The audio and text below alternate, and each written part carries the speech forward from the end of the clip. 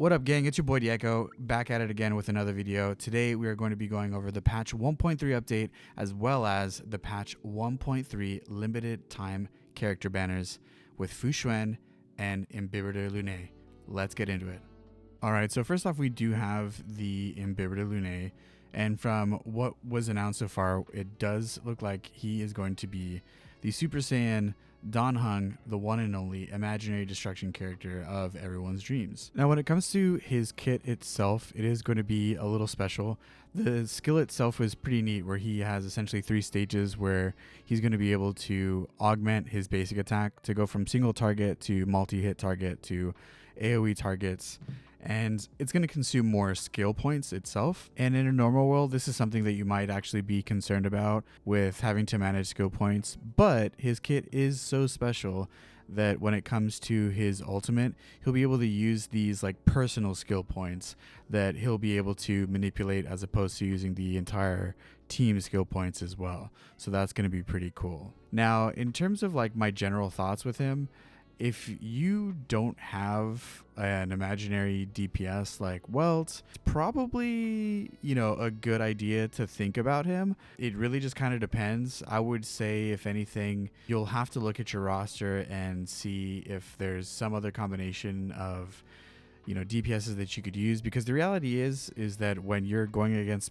monsters and enemies, they're not going to just have imaginary, they're going to have 2 other weaknesses as well. So I would say think about the combinations of weaknesses that pair up with imaginary and you might be okay, but he is pretty cool if anything. Now, specifically talking about his banner, I will say that the fact that he has essentially 3 good supports, Yukong and Asta, as well as March 7th, it is something that I would say is pretty good for 4 stars that are on the banner. I know a lot of people have like mixed reservations when it comes to Yukong, simply because they think that she's not as good as Tingyun, or not as good as Asta, or not as good as other people. But the reality is that she just needs a little bit of fine tuning when it comes to speed. I will say that that's been like the biggest thing for me personally, is that getting speed figured out first is really important for her. So just for an example, like if you're trying to pair up with someone like Yang Qing, you'll want to make sure that she goes first almost all the time, and which is going to be a little hard for him because like he has his talent where he's going to speed up essentially, but the best thing is to just theoretically thinking about it, it's just to make sure that if he has like 134, make sure that she's at 135 or higher, so that she's always going first. As for Asta, I really do think Asta is a really great support. In terms of like her niche, I feel like it's just all around really good. I think she helps out dot teams a lot more probably now than before, just because we're talking about how speed is very important, because more applications for dots, coming from speed is going to be really, really good. But in all honesty, like she's going to be a general good support, because speed is going to be used by everybody, not just the DPS, but as well as the other characters that are in the game, her supports or healers and stuff like that.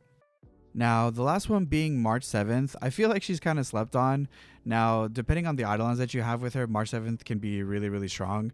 It just kind of depends. March 7th, in my opinion, is someone that I use depending on the weakness types that I have. If I feel like there's going to be a plethora of ice, or if I just feel like I need to CC a lot of the enemies to kind of help myself out, I'll bring in March 7th and just use her skill on herself so that she takes all the aggro. But I would say just in general, like if you don't already have March 7th, probably doesn't matter too much. The reality is like if you're rolling on a banner, you should be rolling for the 5-star itself. You're probably not going to want to roll for the 4 stars, because that's not guaranteed. Granted, the 5-star isn't guaranteed either, but there is at least a higher rating for you to get them than the 4 stars themselves. So moving on, we are going to have the one and only, the all-seeing eye, Fu Xuan, who is going to be a quantum type character that is going to be following the path of preservation.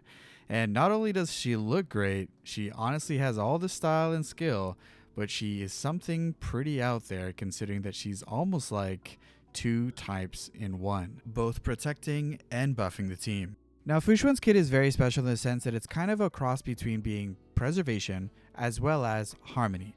And what I mean by that is she's able to buff the team and she's able to reduce the damage that the team takes as opposed to putting a shield on someone. So she's going to be buffing the team by increasing their mass XP as well as a crit damage boost. And she's going to be absorbing a majority of the damage that the team takes.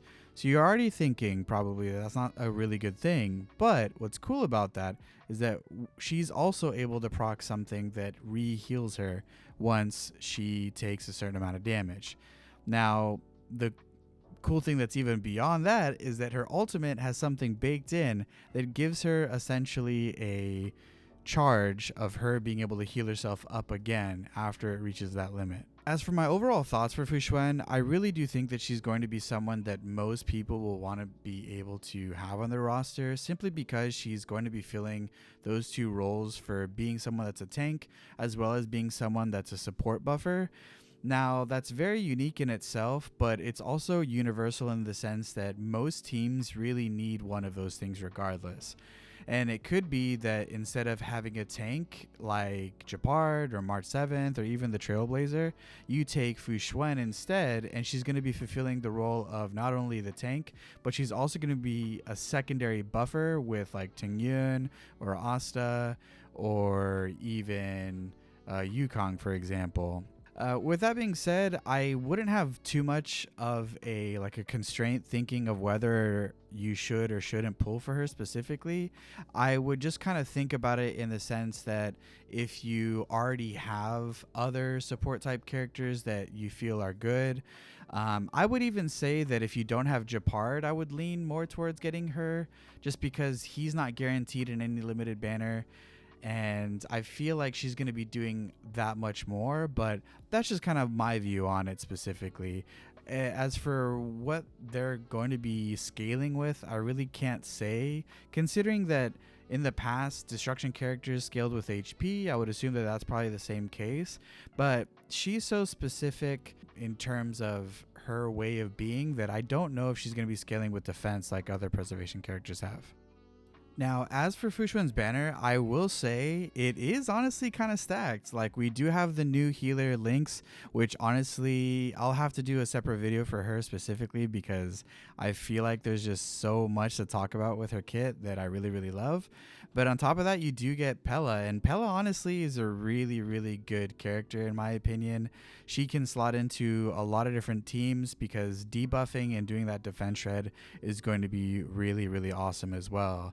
As for Hook, unfortunately, I really don't have a lot of experience with Hook specifically, but the amount of time that I did get to play with Hook, and considering that she is a destruction character, like enhanced attacks that can do AoE or at least cleave damage, I would say that she's at least a good option when it comes to doing fire damage or fire DPS, so I don't think that it's a negative at all. But like I said, you really shouldn't be rolling on a banner specifically for the 4 stars themselves, although it's really tempting not to roll on the banner because Lynx is new, and it was honestly really hard not to roll on Kafka's banner because Luca was new. So as new 4 stars come out, I would just kind of keep that in mind as a consideration, that the 4 stars are not guaranteed, only the 5 star, and even then you still got to win the 50-50. And last but not least, there is going to be an update with the simulated universe, which is going to be super cool. It is going to be called the Swarm Disaster, which looks like it's going to have a little bit of story here and maybe some involvement with Screwlum, which is really cool. And to be honest, I'm super down with this because I'm a big fan of D&D, and this looks like a real dungeon crawler with the way the hexagons look. I'm a big fan of this, and honestly, the new enemy type looks cool too.